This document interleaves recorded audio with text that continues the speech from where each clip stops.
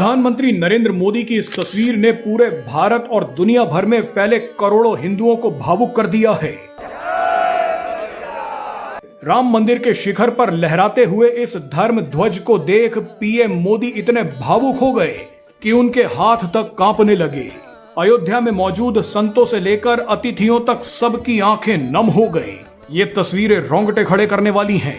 लेकिन आप ये जानकर हैरान हो जाएंगे कि राम मंदिर के शिखर पर लहरा रहे इस भगवा ध्वज को देखकर पाकिस्तान में भूचाल आ गया है। उससे भी मजे की बात तो यह है कि इस धर्म ध्वज पर इजराइल ने भी एक बहुत बड़ा बयान दे दिया है। पाकिस्तान और इजराइल ने धर्म ध्वज पर क्या कहा है वो जानने से पहले आप इस धर्म ध्वज की होश उड़ा देने वाली कहानी को जान लीजिए। ये धर्म ध्वज इतना शक्तिशाली है कि पीएम मोदी भी अपनी भावनाओं पर काबू नहीं पा सके। पीएम मोदी की आंखें नम थी। धर्म ध्वज को प्रणाम कर रहे पीएम मोदी के हाथ कांपने लगे। दरअसल अयोध्या में राम मंदिर पर जो धर्म ध्वज लहरा रहा है वो महाभारत के बाद इतिहास से गायब हो गया था। इस धर्म ध्वज को ढूंढने और दोबारा अयोध्या तक लाने का सारा श्रेय इंडोलॉजिस्ट ललित मिश्रा को जाता है। ललित मिश्रा ने प्राचीन ग्रंथों से इस धर्म ध्वज को ढूंढ निकाला। आपको बता दें कि ललित मिश्रा को यह धर्म ध्वज तब मिला जब वो मेवाड़ की रामायण की एक पेंटिंग की स्टडी कर रहे थे। मेवाड़ की रामायण में ही ललित मिश्रा को यह धर्म ध्वज पहली बार दिखा।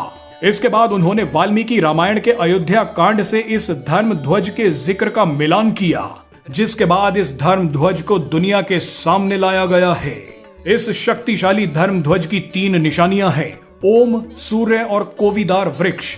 ओम क्रिएशन की साउंड यानी आवाज का प्रतीक है। सूर्य प्रभु श्री राम की सूर्यवंशी परंपरा का प्रतीक है। लेकिन इसमें सबसे शक्तिशाली चिन्ह कोविदार वृक्ष का है। प्राचीन ग्रंथों में कोविदार वृक्ष को एक पवित्र और हाइब्रिड वृक्ष माना गया है। कोविदार वृक्ष नवजीवन, बुद्धि और शक्ति का प्रतीक है। बहरहाल इसी धर्म ध्वज को राम मंदिर पर लहराता देख पाकिस्तान में हड़कंप आ गया है। पाकिस्तान के विदेश मंत्रालय ने एक बयान जारी करते हुए कहा है कि भारत में इस्लामोफोबिया बढ़ गया है।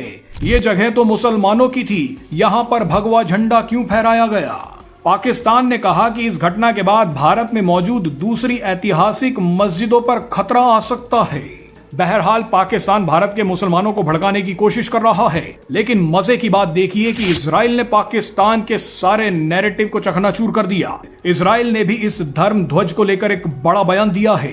भारत में तैनात इजरायली राजदूत रुवेन अजार ने कहा है कि राम मंदिर पर यह ध्वज फहराने के लिए भारत को बहुत बहुत शुभकामनाएं।